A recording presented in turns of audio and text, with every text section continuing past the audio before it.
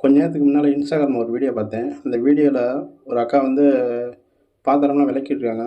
எப்படி விளக்குறாங்கன்னா, அவங்க வீட்டு மொட்டை மாடிலேருந்து படி வருது. அந்த படியில் தண்ணி வருது. அந்த தண்ணி எப்படி வருதுன்னா, மழை பெஞ்சுக்கிட்டு இருக்கு. மழை தண்ணிய வந்து படி வழியா வந்து அந்த தண்ணியிலேருந்து பாத்திரம் விளக்குறாங்க. சரி, அந்த வீடியோ பார்த்துட்டு கீழே என்ன கமெண்ட் போடுறாங்கன்னு பார்த்தா, அவங்கள வந்து ரொம்ப ஆபாசமா பேசுகிறாங்க சில பேர் அறிவாளி, அப்படியே விஞ்ஞானின்னு பேசுகிறாங்க. சரி, அதெல்லாம் நல்லா தான் இருக்குது. சில பேர் தேவையே இல்லாமல் அவங்கள வந்து அசிங்கமா பேசுகிறதெல்லாம் நம்ம வந்து என்னதான் பண்ணணும்னு தெரியல. அவங்க அந்த வீடியோ போட்டு எதுக்காக போட்டாங்கன்னு நமக்கு தெரியாது. நான் வந்து அந்த வீடியோ பார்த்து நான் புரிஞ்சுக்கிட்டேன் என்னன்னா, இப்போ வந்து மாசி கிட்டத்தட்ட முடிஞ்சிருச்சு. அடுத்து பங்குனி. பங்குனி மாதம் பல்ல காட்டி வெயில் அடிக்கும். அடுத்து சித்திரை மாதம் கூட மழை பெய்யும், தப்பிச்சுக்கலாம்.